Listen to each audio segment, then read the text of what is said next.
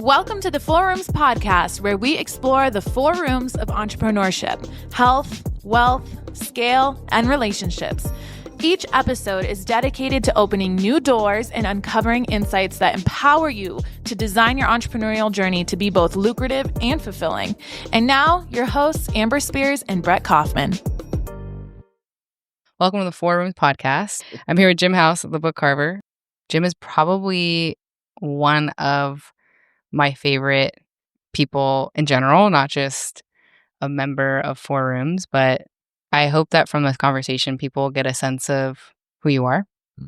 So what I love to know is we can talk about the Book Carver, which I want to do, because I think that's some of your life's most important work is helping people bring their stories to life and create a real work of art. I always say the difference between you and other people who might help people publish books is that you are helping people create books that are going to be something that they're going to be really proud of to have on the shelf, not necessarily a book written for marketing to get them booked on stages, which is valuable. I'm not saying it's not, it is. But I feel like the things that you're doing are legacy style work, deeper kind of soul purpose. And I'd love to get into that. But before that, I'd love to know, what is your story? How did you get into entrepreneurship? Because I know that was probably not your path when you first started. So I'd love to hear how that journey began. So it involves, prior to entrepreneurship, education and ministry. I spent some time in full-time ministry, but I also was teacher in a very affluent district and principal of several schools in tough gang neighborhoods, and then taught at the university level as well for many years. It's interesting when I was going to say a story that actually launched me out of education was a divorce, and I wanted to do more. I felt like I just felt like there was this calling in me to help a bigger audience, and I had always wanted to write a book. So, I'm jumping right into the Book Carver. No, do it. I want to hear about it. Yeah. So what I did, and this is before self-publishing existed as an option. So back then, every book that you read, someone got paid to write that book, and you bought it inside a bookstore. There was no such thing as buying a book online or digital. So I spent 20,000 hours reinventing myself over 4 years, putting myself in rooms I didn't belong in until someone would kick me out. I never got kicked out. And there was no real path to being a professional writer back then. And I got in writing groups I didn't belong in and worked my ass off 15, 20 hours a day, 7 days a week to try, motivated by this goal of it was kind of a twofold motivation, that I really wanted to create books for me as an author that would be beloved by my readers. But also I had left the top of one profession as a principal, and I started at the bottom of the other one. And I was all those naysayers, friends, family, who never said it to my face, but you could tell, like, what are you doing? I wanted to prove them all wrong. Like, just watch me, just freaking watch me. So that motivated me so I actually created a book that got, when I sent out the pitch letter, the query letter, a ton of interest from top New York agents. 40% of them asked to see the full book proposal, and they were super interested until they found out I didn't have any platform. And I honestly didn't know what platform was. I'm like, I'm really good with my hands. I got a bunch of tools. How big a platform do you want? And so that's when essentially they said, we love it was a parenting book, which is coming out again soon. I can talk about that later. But they said, there's never been anything like this in parenting before, but you don't have any platform, so we're not going to be able to get you a contract. So I'm like, what the heck, God? I've been working my ass off, creating this, reinventing myself for all these years, and now it's a dead end. And so I went to study entrepreneurism, and people were asking me. I had been helping people create books along the way, but then when people found out my background and my approach and how different it was, they started asking me. So I really had no intention to help by design to help other people create books. I kind of backed into it because I ended up with a different way to help people find the soul of their book, a book that really mattered that readers would finish. So that's a little bit of the background. I'm curious when you said you went into rooms you didn't belong in. What do you mean by that? So specifically, I would seek out workshops for the traditional publishing industry, not for wannabe authors or wannabe writers. And I can remember, I'll tell you a story that there was a lunch and learn. So I would lurk. I couldn't get the credentials right, but I would lurk in the lobby of a hotel. LobbyCon. I knew how to do that. And schedules were posted. So I went in this lunch that they were talking about the current publishing industry statistics. And I went in there fully expecting to be kicked out. No one kicked me out. And I still remember, this is back before self-publishing existed. The statistic back then, and this is really what drove me of why I'm different. So the woman who was reporting the statistics said that back then, of all the books that were purchased, so there's no digital, there's no online. So every book that someone bought in a bookstore, only 2% of them were read in their entirety. And that just stunned me. I don't think I heard anything else for the rest of the meeting. I'm like, how do I make sure my book gets read and finished? So that's what drove me relentlessly to figure out a process to design a book that a reader will actually finish and be positively impacted by. Wow. No one's ever asked me that question I don't before. I don't think I've ever heard you say that before. Like, I know your deep passion for creating exceptional work. And that's very clear from, the work that you do and the people you work with. But I really love that piece that you want to create a book that people will finish, right? And it sounds like being engrossed and enthralled by, which is a very different, deeper definition of kind of what you're doing. I think that's a really interesting thing that you just shared. I haven't heard you share that before. So I believe there's a sacred contract that exists between an author and their readers. And it goes something like, if you're going to invest your most valuable resource, your time and attention in my book, then I have an obligation, a sacred obligation to not waste your time, to make it to be a valuable contribution to your life. So what is your process? I know the name is the Book Carver of your business. So like, how are you carving these works of art? What's the kind of, I know you probably have a secret sauce you can't fully share, but what can you share? I can talk kind of what I do, not how I do it. But what's different mostly about me is I do a 2-day book plan, not write a book in 2 days, but 2 days just to create the structure for your book. It's really intense. And we're essentially doing two things. Out of all of my authors are experts in some way, whether it's a celebrity or an entrepreneur, and they have a ton of good information, stories, experiences, lessons, insight, wisdom that would be valuable for their readers. Too much, in fact. So how do you determine what goes in this book and, more importantly, what doesn't? And quite frankly, no one knows how to do the what doesn't because no one really cares. That's not on their agenda. And after in my pursuit of how do you become part of the 2%, and this is before self-publishing. So that number is, I'm sure, infinitesimally smaller now. So that became for me one of the critical pieces is to make sure that you only put in the book exactly, precisely. You have an obligation to advocate on behalf of your reader and put only what they need in there for this particular reader journey. So that's the first part. And then once you know that, there's hundreds of ways you can structure that information. So it's not a template. It's not a formulaic book.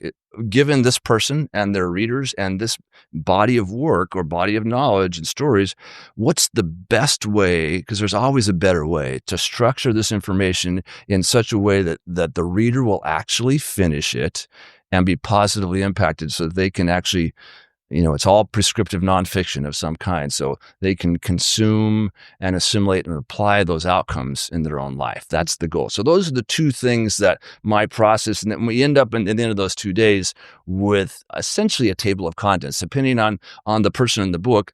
that gets developed, that framework gets developed deeper.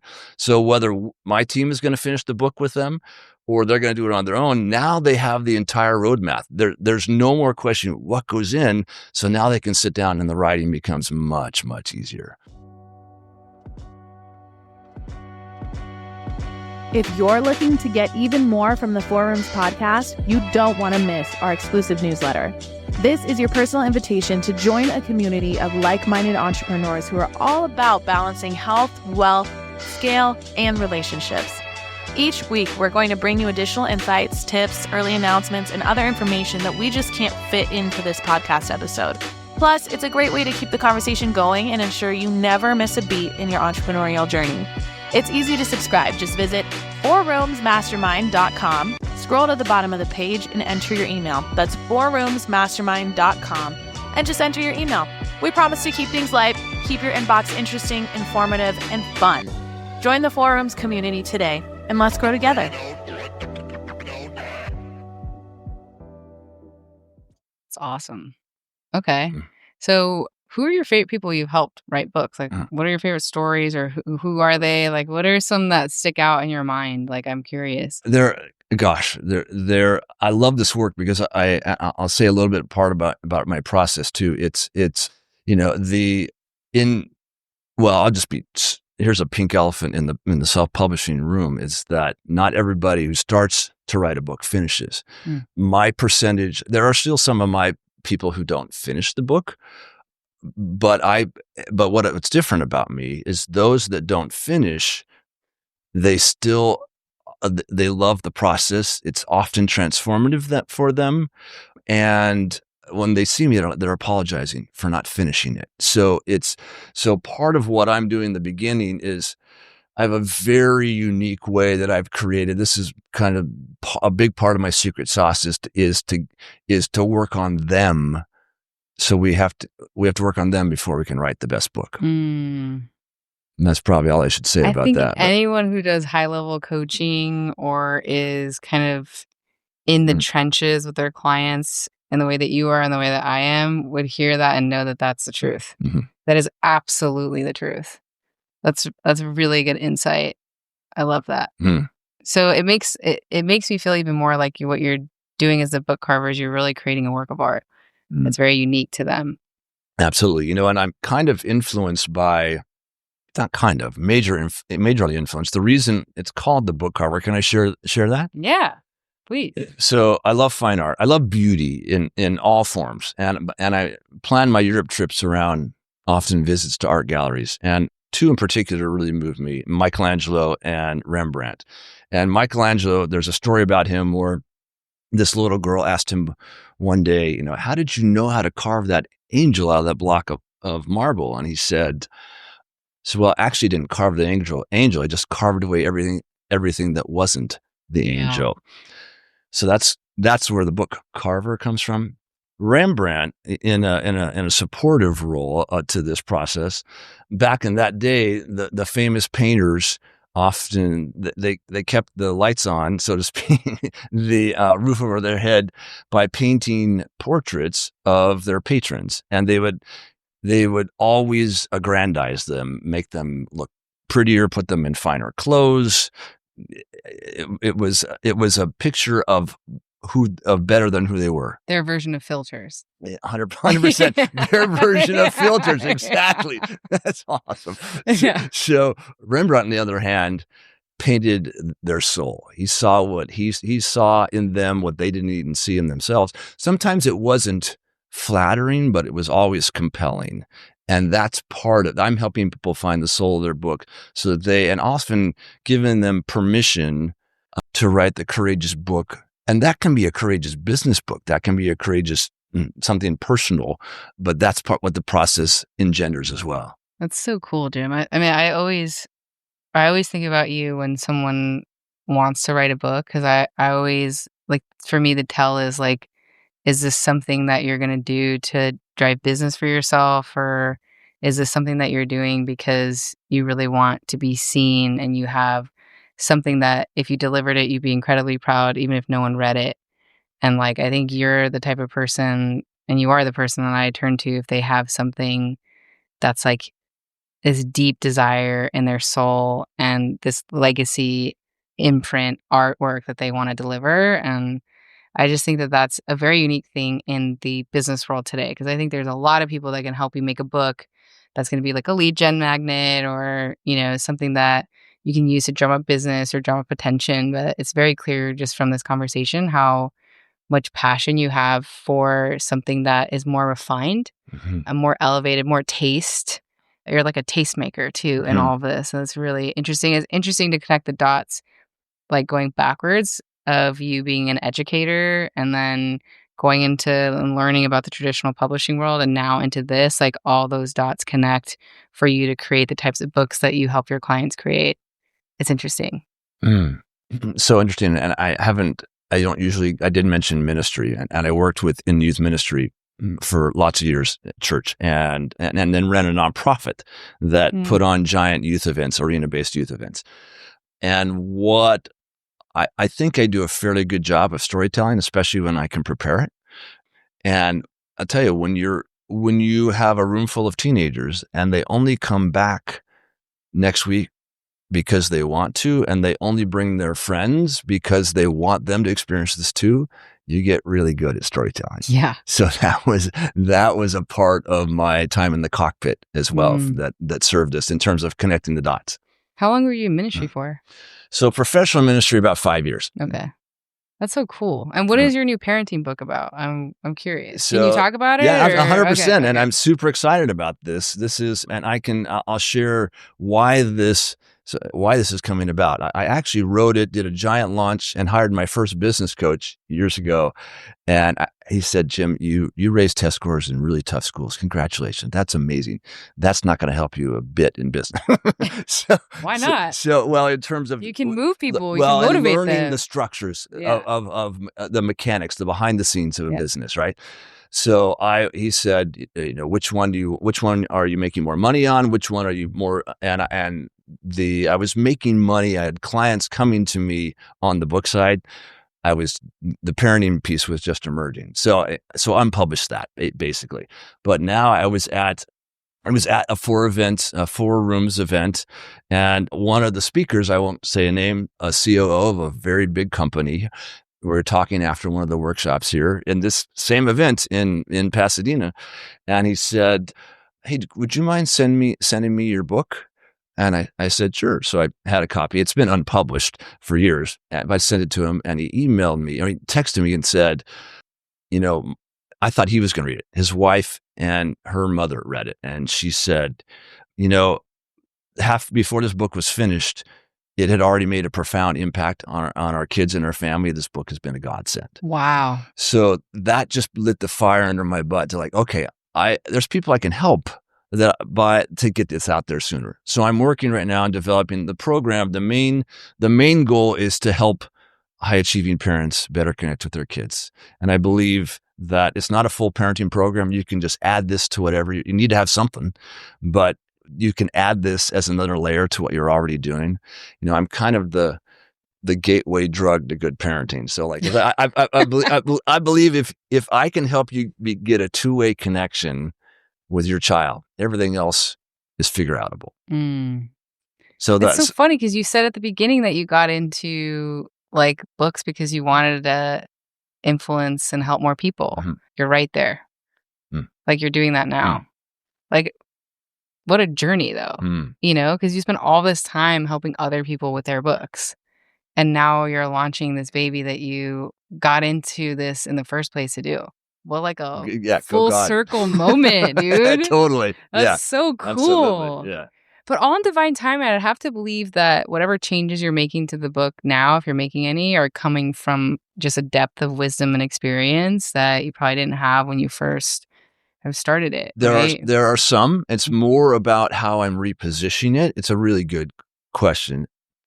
What is different is about how I'm going to deliver it and what I'm adding to that. It's become a much more, I was giving workshops back then to parents, but now it's a whole, I understand what people need a lot more. I understand. So I've had just a lot more experience. And so it's a much better offering. I can help people get a result faster, I now think, because of of that experience. And you're right. The book will be a little bit different, especially the first chapter will be dramatically different. But I'm very excited and that's going to be that's one of my main goals here in 4 Rooms this year is to grow the heck out of that. I love that. Well, now I know, so we can be on the lookout to support you with that. Anything from helping you market it to getting it in more hands. I mean, there's a bunch of high achieving parents in this community, and people that they can refer to for this book. So you're in the right place in terms of, the getting into more hands. I also think you're in the right place because we have some of the best marketing people on earth with huge audiences. And, in that perspective, I'm excited for you. And we have a lot of parents here. So I hope that anyone listening to this that's a parent will end up getting the book. What is the name of the book? Well, I can't share the name of the book yet, but I'm actually doing it the entrepreneur way this time. The old perfectionist in me, this is very different, was to get everything right first. That's the book is. I mean, that served me and developed me in how I create books because I every piece of the process is dialed in. But the entrepreneur is fail forward fast and ready, fire, aim. And so I'm actually going to release the program. Nice. Before the book comes out. Nice. So, I love that. That's smart. It's a really smart way of going about it. Well, I'm excited to read it to prepare myself for when I'm a parent. You're going to be such a great parent. I can't wait, man. I'm really excited. And I'm just really honored to have you in the community, Jim. You're such a good human. I hope anybody that wants to create a beautiful book or wants to learn how to be a better parent gets in touch with you. You are our go-to here in this community of elite entrepreneurs for this topic. And we're just very honored to have you and hope just as a friend, I love you and I appreciate you. And I hope that people listening just got a little glimpse of your soul, which is so beautiful. It's been great getting to know you a little bit better. Thank you, Jim. Appreciate that. I love you too. And I'm grateful for what this mastermind, this community has done to help me elevate as a man and as a businessman. Oh, I love that. That's the goal, man. Thank you, Jim. Appreciate you. As we wrap up today's episode, we have something special just for you. If you've been inspired by what we've explored today and you're ready to take your learning to the next level, then our 4 Rooms Mastermind live event is the perfect next step. And because you're a part of our podcast family, we're offering an exclusive 10% discount on your registration when you apply and are accepted. This is your chance. It's your chance to build relationships with other ambitious entrepreneurs like yourself, to dive deeper into the 4 rooms of entrepreneurship, and to connect with experts who can truly help accelerate your growth. Simply follow the event link in the description of this episode and use the promo code 4rooms10. That's FOURROOMS10 on your application to claim this opportunity. This offer is subject to application approval and it's limited, so don't wait too long to make your decision. Join us and transform your journey with the insights and networking that only our live events can offer. Thank you for tuning in today. We look forward to seeing you at the event and, of course, right back here next time on the 4 Rooms podcast. Until then, keep balancing and keep growing.